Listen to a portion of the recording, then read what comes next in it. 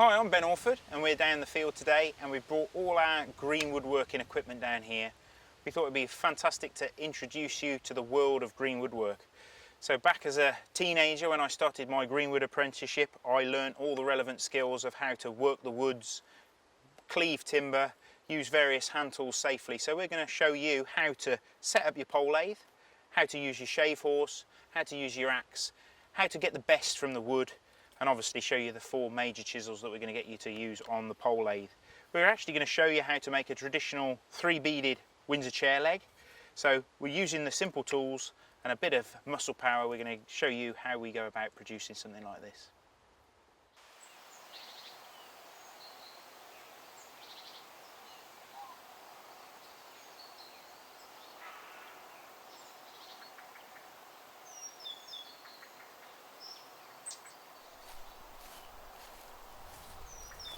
So one of the first processes that we've got to do is process some timber, some green wood. So this is actually a length of sweet chestnut that we've cut. It is a really nice timber to use. It's very straight grain, and obviously we've picked a piece where there's no major knots. We've cut this to probably about 20 inches, and that's going to be suitable for making a chair leg. So the first thing that we're going to do is we're going to cleave it or split it down its length. Now, cleaving is a very accurate way of controlling how the wood is split. We're not just going to be splitting it with a maul or an axe as if we were processing firewood. We're going to be splitting this in a very controlled way to basically make the piece of wood roughly the size that we need to make our component from. Now, this piece has been cut, and even sometimes when you cut a piece of timber, just the natural tension in the log will actually make the log split as you cut it, and already we can see that a crack has developed through the pith. Now, the pith is the very centre of the log, and that's basically where we want to start all our splitting from.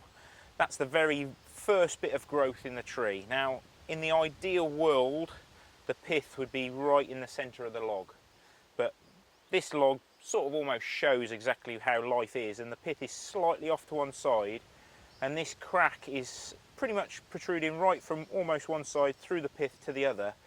But if we actually went along that split at this moment, because we've got a small half and a large half, there'd be a tendency for that split not to run accurately. It would actually run off to the side. So in order for us to control the split, we need to make sure that we split through the pith and into 2 equal halves. Not necessarily by shape, but purely by volume. So what I tend to do is actually use the tool that we're going to use for splitting to help sort of visualise where that split's going to run. So you could use an axe. I prefer to use a froe. This is another name for it, it's called a dull axe. Effectively, we've got like a splitting wedge with a handle that runs 90 degrees to the blade. I prefer using this for splitting and cleaving because, one, it scores a really nice straight line right across the log so that we get really accurate straight lines occurring. Also, it allows me to hold it quite comfortably whilst the log is still on the ground, and effectively, because it's not sharp, it's not going to do me any harm either.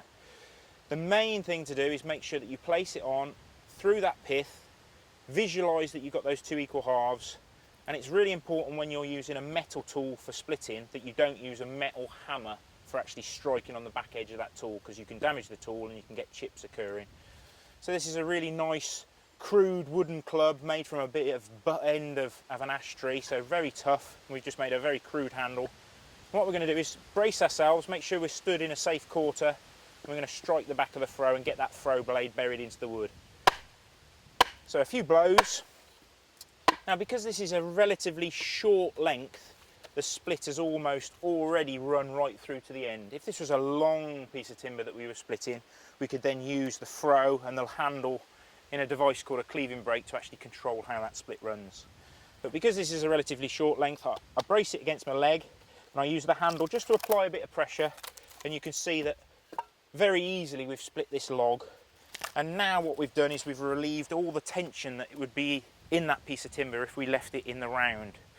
So we can pretty much see that we've exposed the pith all the way down, and we've got 2 very usable halves of timber that we can then process a little bit more.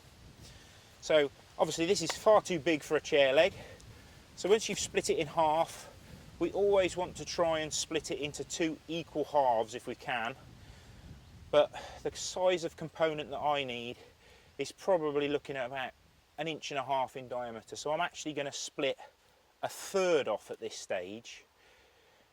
Now, we've said that we'd normally try and split in halves. That's to keep the tensions equal.